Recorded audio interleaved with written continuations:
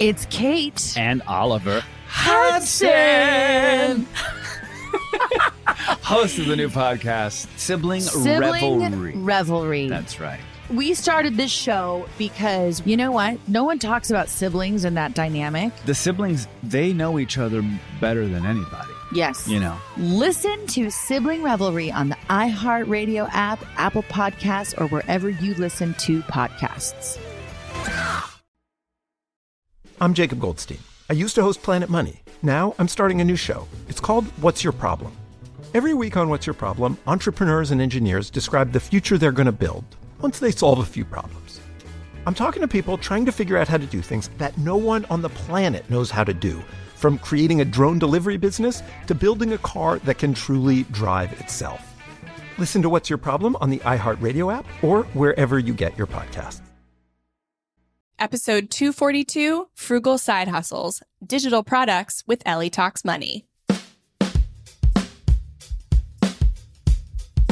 Welcome to the Frugal Friends Podcast, where you'll learn to save money, embrace simplicity, and live a richer life. Here are your hosts, Jen and Jill.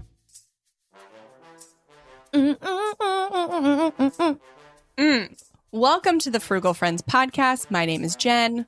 My name is Jill. And today we are starting a new series that we will bring you. For now, we'll bring it every other month. We'll see how many guests we can get, but we want to start presenting to you more frugal side hustles, ways that you can start to make money in your spare time that are not like taking surveys or doing mystery shops, but things that could potentially evolve into actual businesses and ones that you can start frugally. Yes. And this we are so jazzed about. We just wrapped up talking with Ellie. I love it when we record our intros after doing the interview. So we know that this is some incredible interview content for you all. If you are driving, that's fine. Just be prepared that you might need to pull over and take notes. If you're sitting down, then great. Pull out your computer or your pen and paper, because there's some motivation and tangible tips about to come at you. And I will say that we get like every day a pitch for somebody to talk about creating online courses, selling digital products, yada, yada, get rich quick online. People every day requests for people to be on our show. And we always say no. And Ellie was the first time when we got her pitch that I was like, this is the story of someone in our audience. And somebody's going to hear it. It's going to be practical. It's going to be actionable. It's going to be something they can do. And they're really going to have their lives changed by this money. And you're going to get that Ellie is different from most like get rich online people.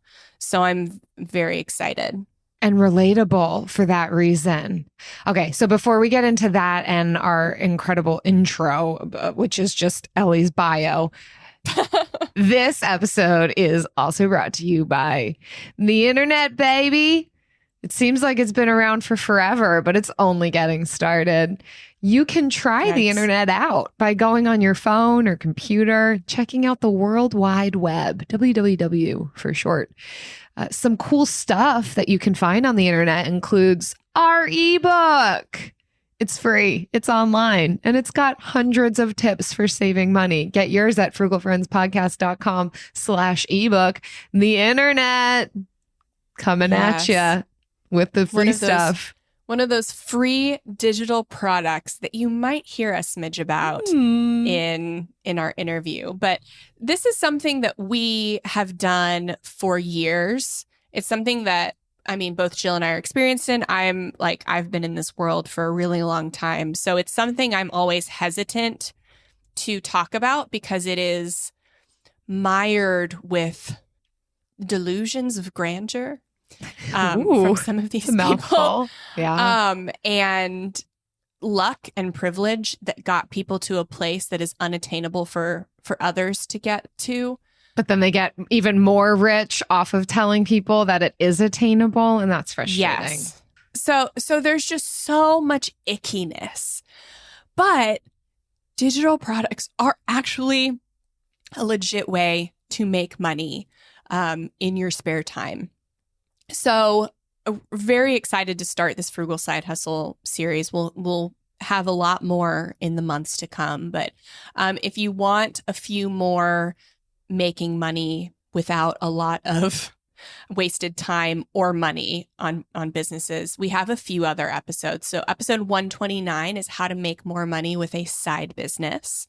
And then all the way back at episode 23, we actually did our first episode on like side hustles and side gigs that are affordable to start and not a waste of your time. So those are specific, I think, mostly to people paying off debt.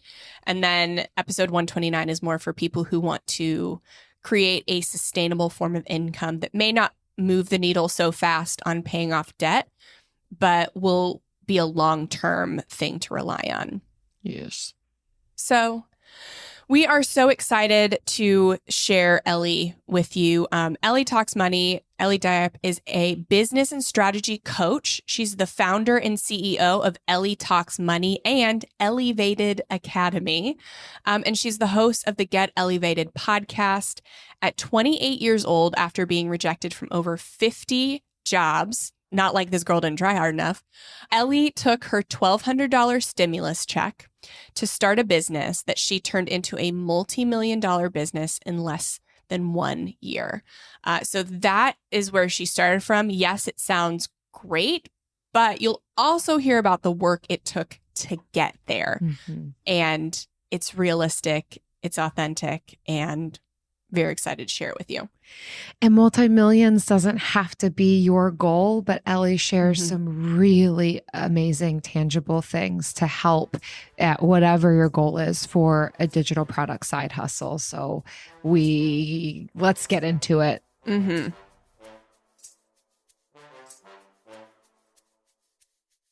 Ellie, welcome so much to the Frugal Friends podcast. Thank you. I'm so excited to be here. We've been looking forward to it for a while. You've got such an incredible story and background, and I think it's going to be really rich for our listeners and for us. I think I'm just so curious to hear more about what you've journeyed through and the tips that you have. So glad to have you here. Thanks for being here. I am so excited to be here. Thank you all so much again for having me. It's going to be a great show. Yeah, I think so too. So tell us, in this theme of frugal side hustles, how did digital products save your financial life? Yeah, I mean, honestly, digital products are what helped me to make money when I had no money. So when I started my business, I was living at home at my mom's house. It was just freshly after a divorce. I'm a mother of 4. So my twins at the time were maybe 8 or 9 months, really young. And I wasn't able to find a job. I had a lot of work experience in the startup world and in sales and in insurance, but I applied to over 54 jobs and no one was hiring me. So that was the moment where I realized, okay, maybe all these skill sets that I have that I would normally give to a job, maybe I need to package them up and give them directly to the market, to other people who might need this information versus just a company. And that's when I created, my first ebook that was $15 at the time. One of them was on business credit, so teaching businesses how to establish funding for themselves. And then the second product that I made was teaching businesses how to market on Instagram and make sales. And that was $20. And I remember my breakthrough moment when I really believed, like, okay, I might be able to do something here, is when I had my first $500 day. And that was with my $15 product. And so that doesn't sound like a lot to a lot of people, but coming from zero and seeing that, wow, I could really show up on social media and make $500 in a day was a huge moment. And since then, I haven't looked back. What a story. I'm still caught up on the 4 children and the having a hard time finding work. And then like cut to you didn't let that stop you and you started this business. Of course, some of the things we love to dive into is some of like the mindset behind that. I know that we're going to get into some of the more like minutia and details, but I'm curious at this point what you would say about what it took for you mentally and emotionally to experience that level. I don't know if you would attach the word rejection to it, but not getting the jobs that you're applying for, 50 plus jobs, and then pivoting to, well, could I do something on my own that's lucrative? What did that take mentally and emotionally for you? I mean, it was definitely not easy. Number one, I never want, because I've achieved success in a short period of time, I never want to minimize the work it took to get through that. And there were definitely days where it was just all tears, just hollering, crying, like not understanding what is going on. But I think for me, what really got me through and encouraged me to keep going is I felt like I was already at the bottom. I had a moment where it was like, okay, from here, I don't think I can really fall anymore. So the only place to go is up, and that was when I made a decision and felt I have already cried. I've gone through the pain. These jobs have already told me no. What else worse can happen besides me just trying to start this business, right? I've already seen what it's felt like to not get a job. So why not go out and market myself in another place, And I think that I really had to come to terms with the fact that a rejection and a no wasn't going to be scary anymore. It wasn't going to hurt me anymore. I think when you go through so many of them, some of us choose to stay in that place for a very long time and let it hold us back. I just made a different choice and said, you know what? I already know what this feels like. So how much worse could it be? I might as well just go after it and see what happens.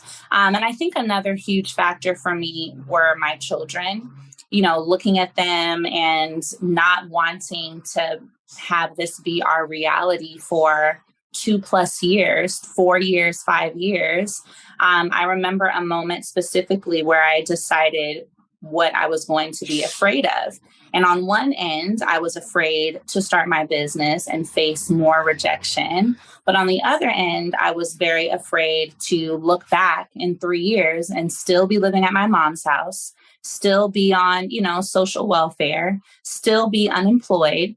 And so that fear was much scarier to me.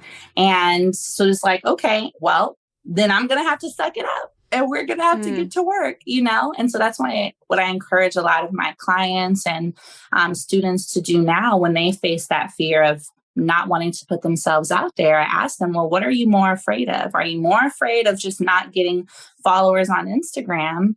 Or are you more afraid of looking up and still being in the same place, in 24 months?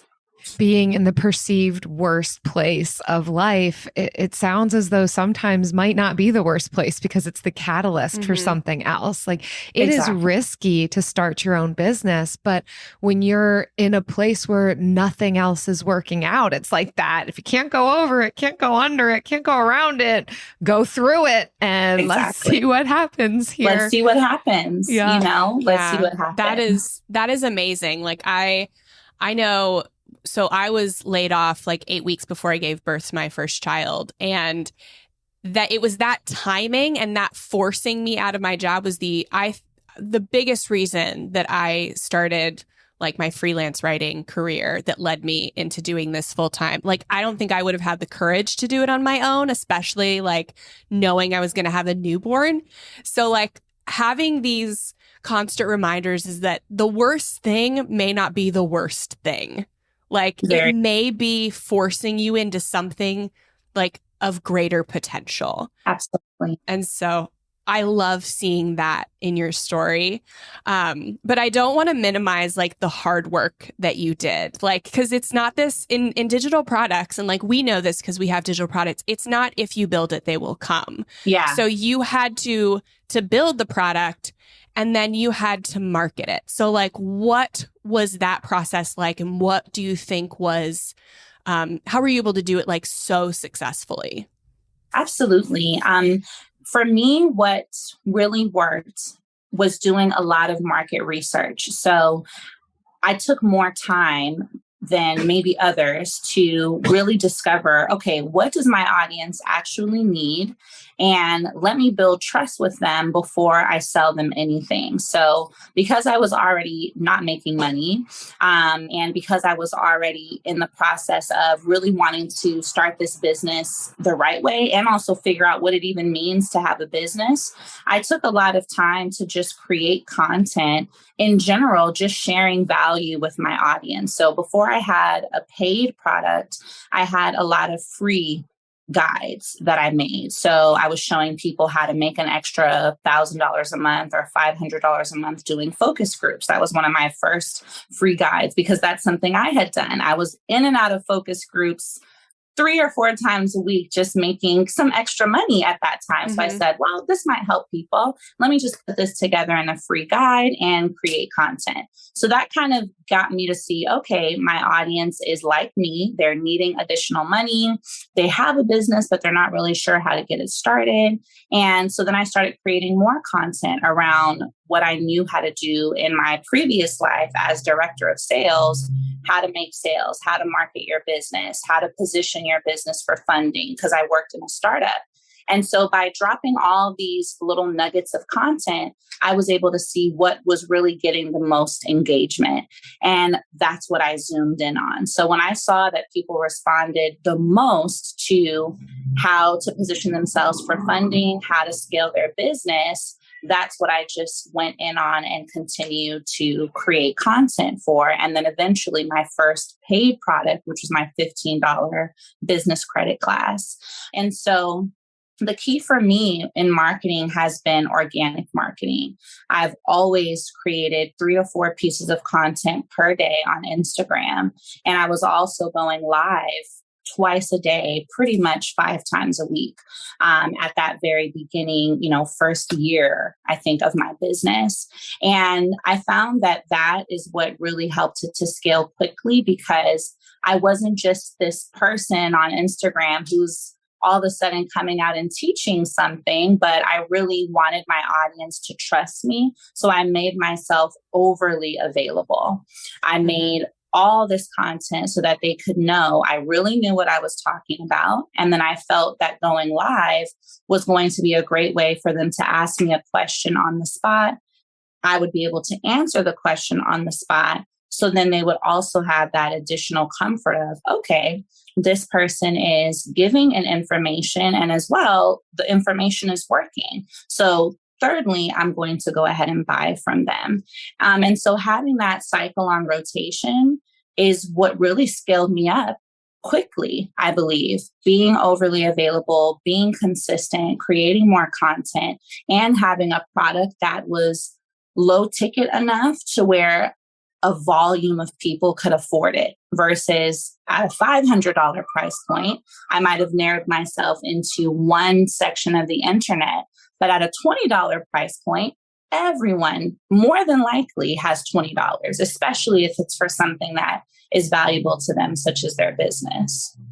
Well, and it sounds like you've chosen a niche that you are expert in. It wasn't just kind of grasping at straws to what can I just put out there to make money off of, but what am I good at? What do I have to offer? What problem can I be solving for people that I have something to say in this space? And I think when it comes to side hustles, that's a really important thing to look at. I know we've got a lot of people, even in our community, community asking questions about, hey, how can I make money off of digital products and things that, I don't have to physically ship to people, knowing that there's some money to be had, but there's a lot of know-how in some of the technology and the back end and the marketing.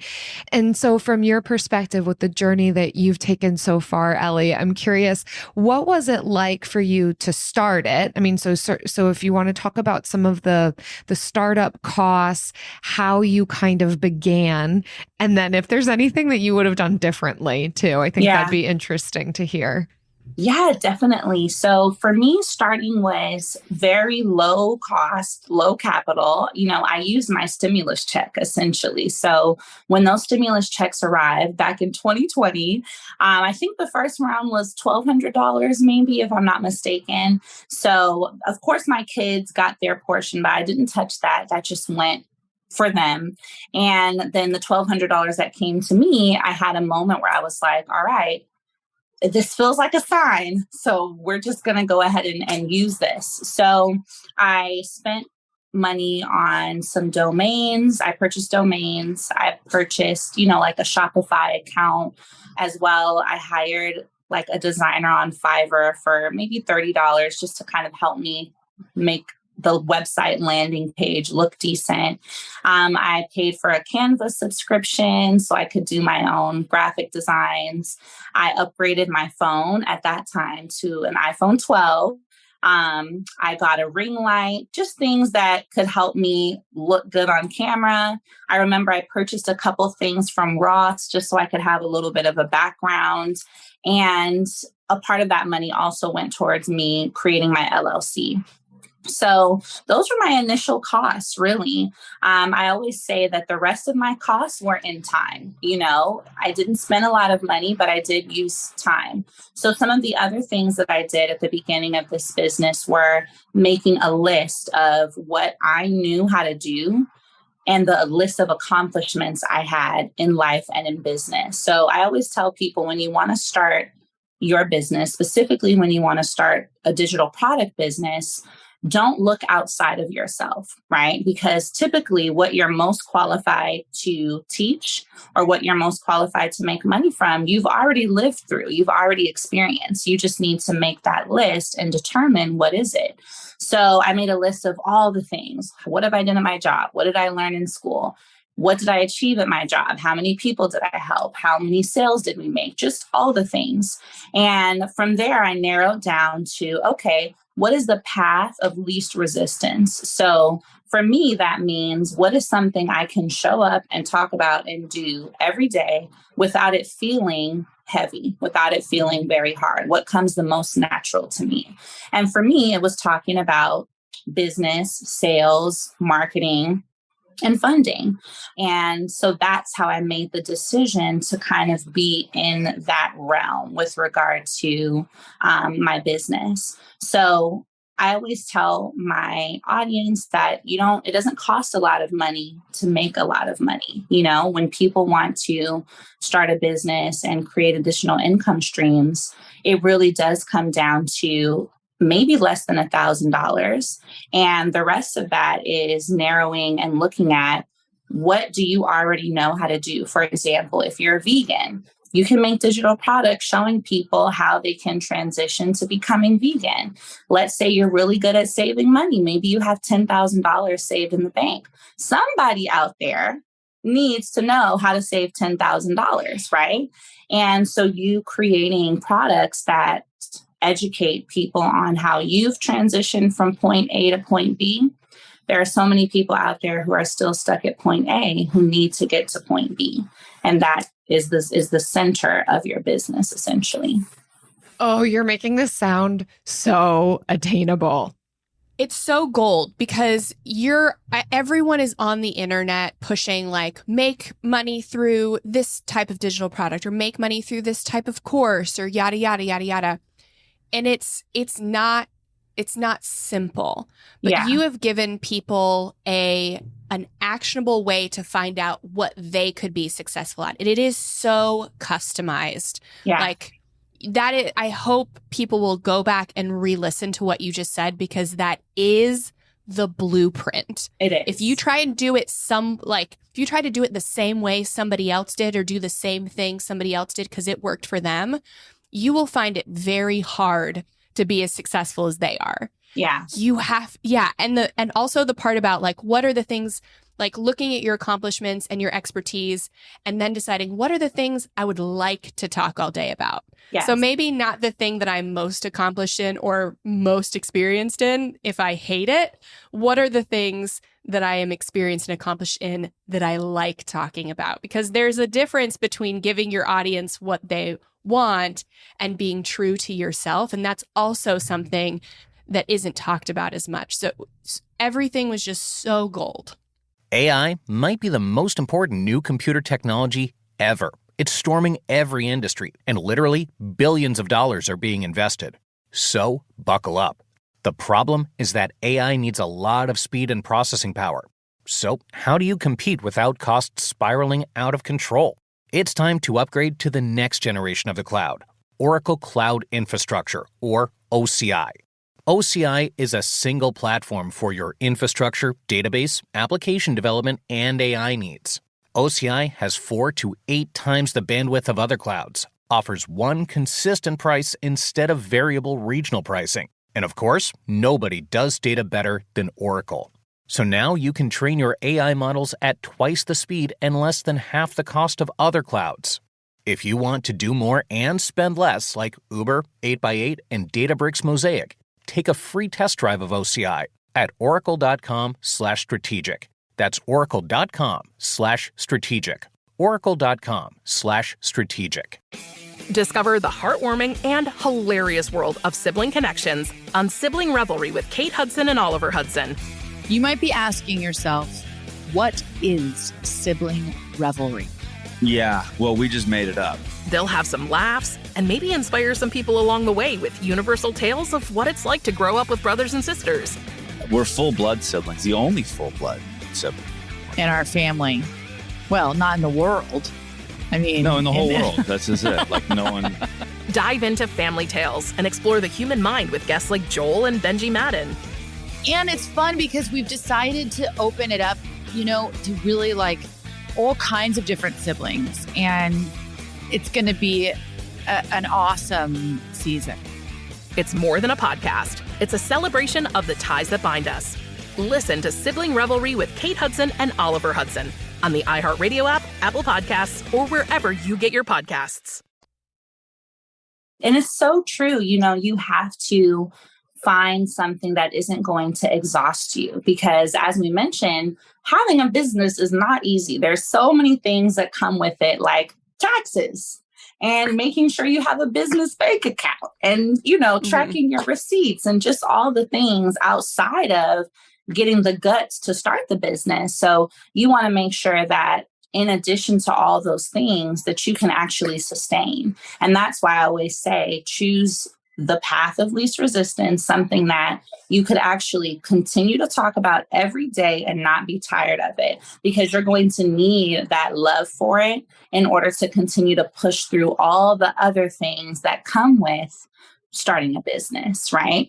I think that sometimes entrepreneurship is glorified and there are all these new 7-figure earners that are like, I made all this money and I understand they're selling whatever they're selling, but I think it's very important for people to understand that that's one side of it. Being an entrepreneur and achieving that level of success is great, but it's work as well, right? It's work, it's consistency, it's dedication. And as business coaches, I take my role very seriously and my responsibility very seriously to not paint a picture for people that isn't real, right? To make people understand you can achieve this, but here's the foundational work you're going to have to do to get there. And that's why I always want to make those steps that I just shared so clear and so attainable, because it is attainable. You just got to do the work, you know? Yeah. And this has gone well for you, clearly. Low startup costs and so the know-how and solving a problem and just doing it well. I think it's not just about doing the steps. It is about being interested in what you're talking about and putting your best foot forward. And I also love how you gave yourself permission to hire some things out inexpensively, but you didn't, even in the startup, do everything all yourself, getting help with design and utilizing some of these resources that are kind of plug and play for the starting of your business is fantastic. Even with how well it's gone for you, Ellie, is there anything that you would do differently? Like if you were to go back, is there anything that you would have shifted? Yeah, that's a great question. I think for me, well, number one, I definitely would have started a lot sooner. I would have leaned into myself a lot sooner. I think we rely so much on validation from the outside, like getting a job. That's what tells us what we're worth. And that's not the case at all. You know, I wish I would have seen it way before and said, you know what, maybe I don't have to wait for a job to tell me how much I can make, because they're paying me for what's in here. So if they're going to pay me for what's in here, someone else will also pay me for what's in here on a much wider scale. So I would have started sooner. I think the second thing that I would have done is probably brought on like a customer service person sooner as well. So made my first hire sooner. And this is something, you know, hindsight is 2020, but I was doing all my own service, DMs, emails, everything in that pretty much first year by myself. And that was a challenge. And it also kept me from making more money, because once I did hire my first customer service person who's still on the team, I immediately started to make more money because I was able to stay in my zone of genius, which is the creation, the marketing, the content, and allow someone else who it's their zone of genius to serve customers to own that domain. And so for the business owners that are listening, it can be a challenge to look at now paying someone, because your immediate default is to keep the money, you know, just keep the money for yourself. But it's really owning a business means expanding it beyond yourself and making sure that it can exist and operate outside of you. And that was a lesson that I had to learn. So I wish I would have learned it a little sooner, but now we have a team of 7. So I think I'm getting better, you know, But it's definitely key, you know, to put someone else in place so that you stay in your zone. And then that's how you really start to see something grow to really exist and become this entity that is a representation of that initial list, you know, that you make at the very beginning. So, yeah. That's awesome. That is something that going back, we would have done as well, as hire earlier and hire for like specific roles, not just like a general one person does everything, but maybe hire for fewer hours each, like more specialized roles. Definitely agree. So I want to go back to this marketing, because you put in 3 to 4 pieces of content a day, obviously short for social media, and 2 lives a day. And yes, volume definitely helps you grow faster. For somebody who may not like have, you know, for this may not be their full-time thing. They're starting this out on the side. Yes. And also it's a different landscape on social media now than 2020. What would you like tell somebody? How should they start to think about social media? Because it is such a great way, such a low barrier to entry to get in there, get a targeted audience, and start building a brand. Absolutely. So I would say that now what that person could do, if this is their side thing, take a day on the weekend or whenever you have some time to schedule out all of your content. So now what's really working well on social media is basically direct person to audience information. So the first thing I would have that person do is go to answerthepublic.com, one of my favorite websites, and input your topic, right? So let's say we are going to create a digital product on becoming vegan. So we would go to answerthepublic.com. I want you to type in how to become vegan or just the word vegan. And a huge web of questions are going to pop up that are, how do I become vegan? All the questions people have asked in the last basically 48 hours is where it's accumulated from, all about being vegan. And you are going to sit down in front of your phone or camera just like this and record content less than 60 seconds answering each one of those questions. What can I eat if I'm vegan? How do I become vegan? Will my kids like being vegan? All the possible questions you could think of that someone who wants to adapt this lifestyle would ask you about. Sit down and answer those. Then you're going to download an app called Later or Planoly and schedule those videos as reels or videos into Instagram and TikTok.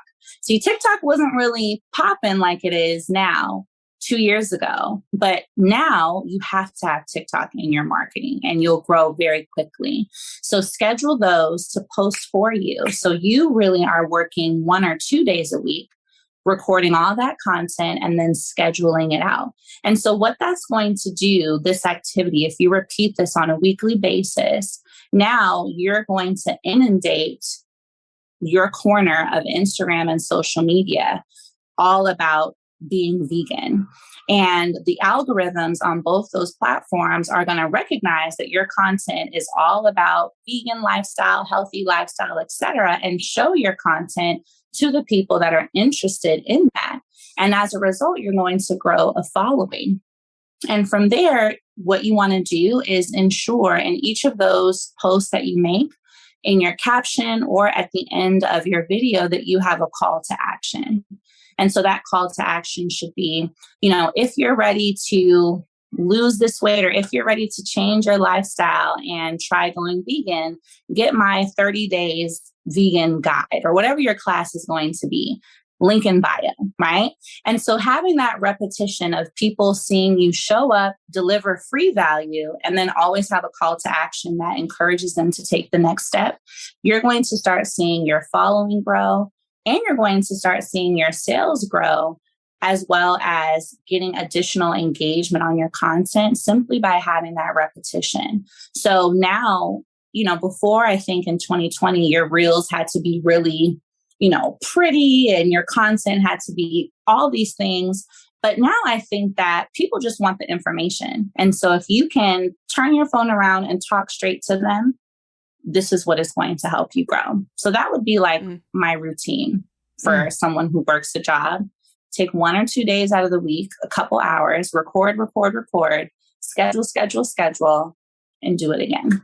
So many tangible tips here, Ellie. I mean, you've given the blueprint and more. I think if anybody is interested in starting an online business and selling digital products, this is like the one-stop shop. You've given all of the links and resources and websites to go to that.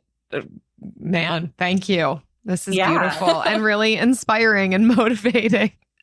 Yeah, I really hope they do it, and I don't want it to sound easy. It's not that it's easy, but it is attainable. And consistency is the cheat code.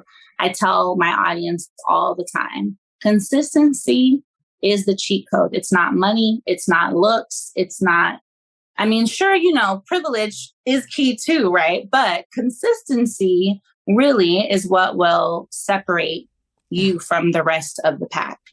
I didn't have any of those other things. All I had was my consistency and continuing to show up no matter what. There are a lot of people that I started with who aren't doing what I'm doing anymore. And I think that the difference maker is just the consistency and also the love for it too.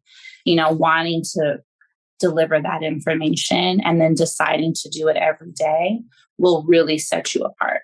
Well, and delivering quality. I think, yes, consistency and quality. That was what I said with this podcast. I'm like, I'm pretty convinced that if we just keep doing it, someday we'll make money. And that is turning out to be true. Although she was right. Yeah.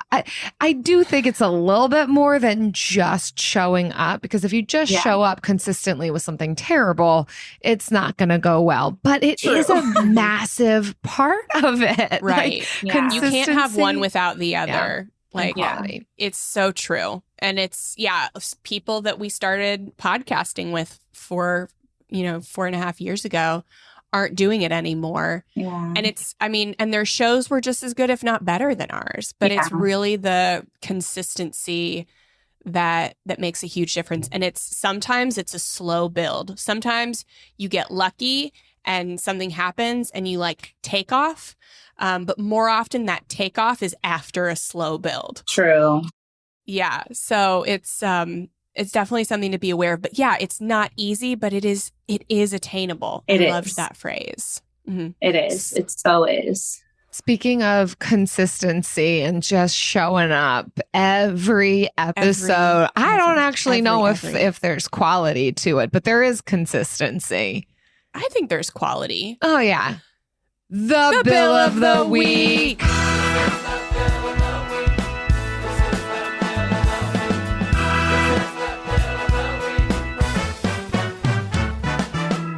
That's right. It's time for the best minute of your entire week. Maybe a baby was born and his name is William. Maybe you paid off your mortgage. Maybe your car died and you're happy to not have to pay that bill anymore. Duck bills, Buffalo Bills, Bill Clinton. This is the Bill of the Week. Ellie, every week we invite our listeners or our guests to share with us their Bill of the Week, and we would love to hear yours today. Oh boy, I've been thinking about this one. Yes. I think it's so fun. I think that my bill of the week right now is actually all going to food. That's my biggest bill. And the reason for that is I've decided to get heavy on my fitness journey and my nutrition journey. And so I'm seeing that I'm spending more on quality food, like on the good stuff. And it's a big bill. I think our grocery bill this week was maybe like $250, which is a lot to me. I'm like, listen, it doesn't matter how much money I start making, that's still a lot for groceries. But I am grateful for it, because one thing that's become important to me recently is the same way that I'm encouraging and inspiring people in the entrepreneurial field and in my business life, I also want to be able to show people that, I am balanced all around. So the same way I'm encouraging you guys to start your business and build wealth, I also want you to take care of yourself. And I want to show you that I'm taking care of myself. So just giving my audience visibility into the other side of, going to sleep on time, eating vegetables and fruits and not having burnout in order to have success, but making sure that I am taking my role seriously and showing people that you can have a healthy dose of everything, success and also taking care of yourself. So it's a big bill, but I think it's a worth it bill. Absolutely. Yeah. When you're spending on the things that you value and they're aimed at the goals, then we can afford those things. It might be big compared to what it was, but also it sounds as though you weren't feeding your body with the nutrients that you wanted to. No, I was eating too many honey buns and cake. Amazing. It's also quite interesting to me. I see this trend happen a lot for people when they start to experience growth in one aspect of life. It then does begin to bleed over. As much as there's this vortex and maybe negative cycle that can happen for us when we're making non-beneficial decisions, and it just kind of leads to more non-beneficial decisions. The opposite is true. When we start to experience growth and strength and success and achievement of goals in one area, it can positively impact other areas of our life too. And so for you, so seeing true. what has happened in your business and the way that you've helped others, and then how that's bleeding into, okay, what else? How else can I be caring for myself well, physically and emotionally? So we cheer you on in this $250 grocery bill. Thank you. I'm excited about it. It's hard. I hired back my trainer, a personal trainer, and it's just like, why did I do this? Why? But we're going to be okay. In 2 months from now, if you stick with it, if you just do that consistency piece, you'll see why. Exactly. So I'm like telling myself, be consistent, be consistent. Yes. If you all listening are hearing this and feeling inspired to share your bill, whether it's about improvements being made, things you're happy to spend on, things you don't have to spend on anymore, tell us about it. frugalfriendspodcast.com/bill. We want to hear it. Discover the heartwarming and hilarious world of sibling connections on Sibling Revelry with Kate Hudson and Oliver Hudson. You might be asking yourself, what is sibling revelry? Yeah, well, we just made it up. They'll have some laughs and maybe inspire some people along the way with universal tales of what it's like to grow up with brothers and sisters. We're full-blood siblings, the only full-blood sibling. In our family. Well, not in the world. I mean, No, in the whole world. That's just it. Like, no one... Dive into family tales and explore the human mind with guests like Joel and Benji Madden. And it's fun because we've decided to open it up, to really like all kinds of different siblings. And it's going to be an awesome season. It's more than a podcast. It's a celebration of the ties that bind us. Listen to Sibling Revelry with Kate Hudson and Oliver Hudson on the iHeartRadio app, Apple Podcasts, or wherever you get your podcasts. From the studio who brought you the #1 podcast, The Piketon Massacre, this is Murder 101. A group of high school students started a project to research a string of unsolved murders. Those murders happened in the mid-1980s. He's out there doing stuff. He just didn't stop. Everything that the students predicted through their profile turned out to be accurate. Redhead killer profile. Male, Caucasian, 5'9" to 6'2", 180 to 270 pounds. Unstable home, absent father and a domineering mother. Right-handed, IQ above 100, most likely heterosexual. There is no profile of this killer except for the ones the students created. Just because some of these women no longer have people to speak for them does not mean that they deserve to not be spoken for. What if this guy's still alive? Like, what if he comes after us? I said, are you going to kill me? And he said, yes. Listen to Murder 101 on the iHeartRadio app, Apple Podcasts, or wherever you get your podcasts. And now it's time for the lightning round. So today we're all going to share, what is your dream side hustle? Like, no consumer surveys, no reason that it should succeed, just like a dream. Like, I would do this to make money. I wouldn't do this for fun, but I would do this to make money. What's your dream side hustle? Could be crazy. My dream side hustle is actually to have, I've thought about this a lot, is actually to have like an event space that also provides birthday parties for kids, like whole themed birthday events. And in addition, we've got this whole bus situation where we can take your jumpers to you as well. The bus can like pick up the kids. And you know how we have party buses for adults with like liquor, right? But right? But instead we'd have party buses for kids with like juice and chips and candy and all these fun things. And then they come to the event space and it's just like this huge party. I would totally do that. Oh like, my gosh. Hands down. Yes. How fun. That's so That's fun. Great you are one. such a fun mom. And twins thrown into the mix of the 4 kids. Yeah. And wanting to show them a good time. That's amazing. Want to show them a good time. So I'm like, as soon as I have some time, I think I'm going to go for it. This isn't just like a dream side hustle. Party bus.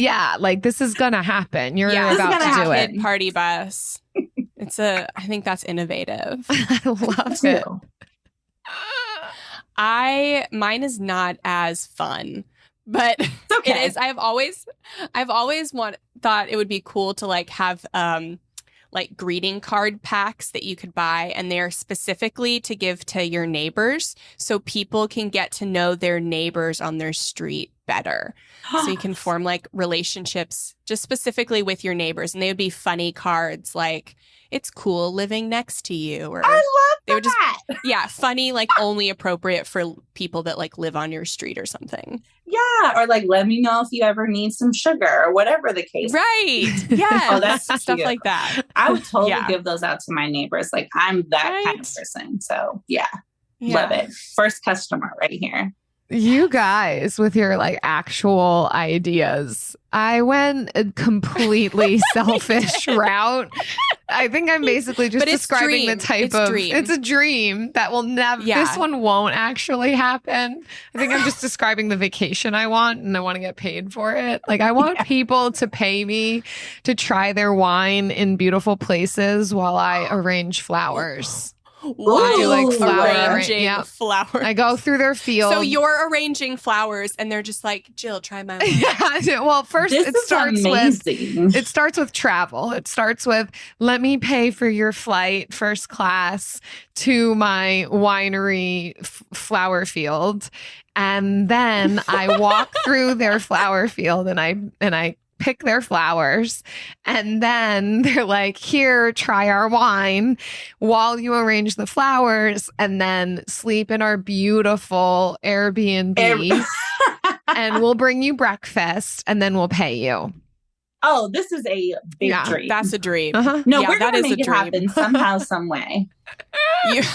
Send the party bus to come pick me up, winery Ellie. owners. Exactly. Yeah. I actually love that. And I feel like I want that too. That does sound like a great vacation as well. And getting paid. I would skip the arranging of the flowers, but I would definitely try people's wine. I would definitely take that job. Yeah. Ellie, thank you so much for joining us today. Yes. This has been so fun, so actionable. I know this will be an episode people listen to again and again, because if you weren't able to take notes the first time, you're going to need to the second time. So, Ellie, where can people get even more from you? Yes, absolutely. I would love for you all to stay connected. You can find me at Ellie, Ellie, Ellie Talks Money on all platforms. And then as well, you all can enroll in my classes at my academy, which is Elevated. So Elevated theme, elevatedacademy.com. And that is where I have my classes on business funding, Instagram marketing, grants, side hustles, all the things you're going to need to start and scale your business so you can build wealth. So yeah, come and find me. Let's get to work. I love that. You have a perfect name for a little bit of a play on words. So when I read that, I was like, this is gold. Elevated. Oh, I know. So if you've got a fun name and you're not doing a digital product side hustle, get on it. Get missing on out. it. Okay. There's too much money out there for y'all to be making. And, just start. I think sometimes too, we want to go from like 0 to 20,000 a month so fast. And it's okay to just have that first $100 day, that first $500 day. That's why I always share that story, because it really was an eye opener. If you can make $100 in a day, you can make 200, then you can make 1,000, then you can make 3,000. It is a climb. Don't worry about going from 0 to 10,000. Go from 0 to 100, and then just do that 10 more times, and then another 10 more times. And before you know it, you got a 7-figure business. Yes, Ellie, thanks for the motivation and actual tangible tips. It's been so great chatting with you.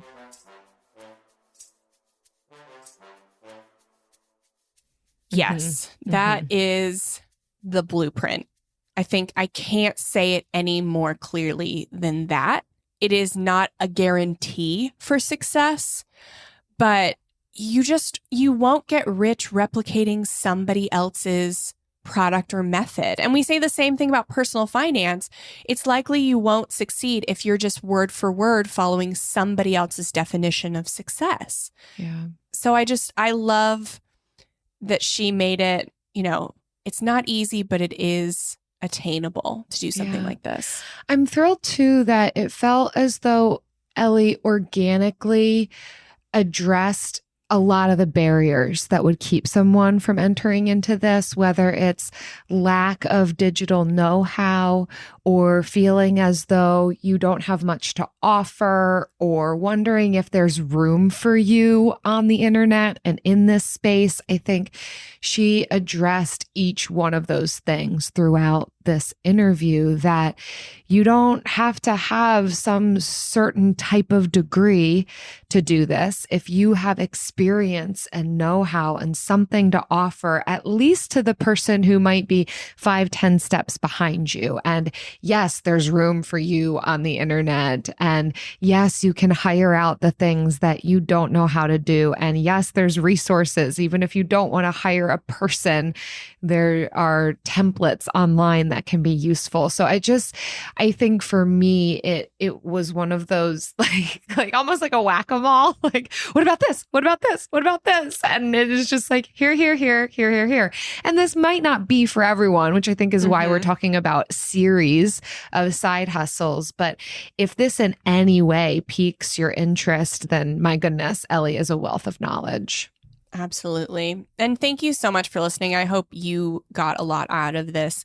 Many of you know, we have a private community where we help people on their financial journey by doing monthly challenges. We offer accountability groups, monthly lessons. So we want to congratulate one of our members in there for a big win. This was during our decluttering challenge. Catherine P. said, decluttering as a minimalist. Originally, I was not going to participate in this challenge. I began my decluttering and minimalism journey in 2018, and I currently live a very minimal life. I decided to go ahead and do a pass through my belongings and get rid of items I haven't used in a while and items I had an excess of. And I was able to find 30 items to donate or trash as appropriate. Well done, Catherine.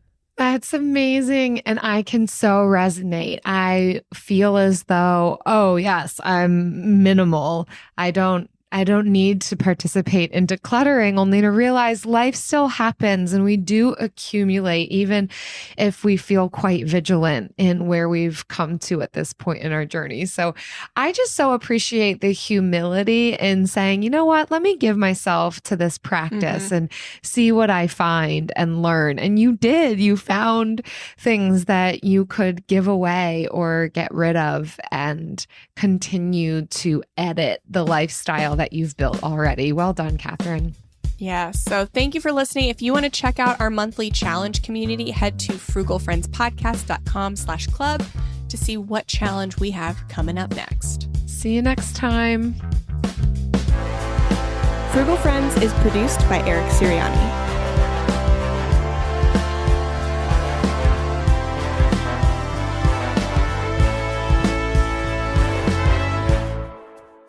Oh, dream side hustles. It's funny that we all have these side hustles that, well, you and Ellie have a real side hustle, Jill. I have dreams of vacation. You have dreams of vacationing, yeah. But like, what does it say about me? My dreams are actually of working. Nobody is surprised. Well, I mean, it does have to do with like your desire for connection. And I think some of that question is what else lives inside of you? Because I don't think either one of us have arrived or that we're not going to make future pivots or changes or do other things in life. So I think it is good to always be considering what else out there excites me? What could I see setting my hands to in the future? And clearly, I guess I'm just tired. I could see myself sipping wine in a flower field. Just tired. That's what I set my sights on. I did mention that Ellie inspired me maybe to do more on social media. It is the bane of both of our existences. I think it's as a writer, it's very hard for me to answer a question in less than 60 seconds. As a podcaster with an hour-long podcast, it's hard for me to answer a question in less than 45 seconds. Yeah, for me, it just feels like doing the dog and pony show. Maybe I need to dissect that a little bit more in my own internal processing, but it just is like, ugh. Ugh, What's a dog that's how and I pony feel. show? You know, just like do the thing, do the dance, like a puppeteering kind of thing, you know? Like, oh yeah, you gotta pull out the dog and the pony and prance them in front of everybody and let them rate the dog and pony at the dog and pony show. We're not going to ever have a dog or pony in any of our social media videos. You can just get that out of your head right now. Yeah, no dogs or ponies here. Just puppies and grown horses that we're not prancing in front of you. We're not going to prance. Nope. I don't prance. I'm not going to put ribbons on or glitter. I'm not going to play music. We're going to sit down. We're going to look you in the eye. We're going to answer your question. The video's going to cut us off because it's going to take us longer than 60 seconds. And you're going to be annoyed and you're going to live with it. It's really devolved. Maybe we won't. We're being so... Maybe we shouldn't. Wow, they will hate us more. Yeah. I'm not saying you're going to like it. I'm saying you're going to live with it. You don't even have to accept it. That's just how it's going to be. Yeah. We'll see. Yeah. If you want to see more, tell us what you want to see from us. There you go. Yeah. You tell me. I could do it. If you it's wanted like, it from me. I know that someone's asking for this. Yeah. If you tell me how you want me to wear the ribbon and how you want Jill to throw the glitter, and then maybe we'll do it. Then maybe we'll prance around. I'm not prancing. Okay. Skipping then. Discover the heartwarming and hilarious world of sibling connections on Sibling Revelry with Kate Hudson and Oliver Hudson. Dive into family tales, explore the human mind, and laugh with guests like Joel and Benji Madden. It's more than a podcast, it's a celebration of the ties that bind us. And it's fun because we've decided to open it up to really like all kinds of different siblings. And it's going to be an awesome season. Listen to Sibling Revelry with Kate Hudson and Oliver Hudson on the iHeartRadio app, Apple Podcasts, or wherever you get your podcasts. I'm Jacob Goldstein. I used to host Planet Money. Now I'm starting a new show. It's called What's Your Problem? Every week on What's Your Problem, entrepreneurs and engineers describe the future they're going to build once they solve a few problems. I'm talking to people trying to figure out how to do things that no one on the planet knows how to do, from creating a drone delivery business to building a car that can truly drive itself. Listen to What's Your Problem on the iHeartRadio app or wherever you get your podcasts.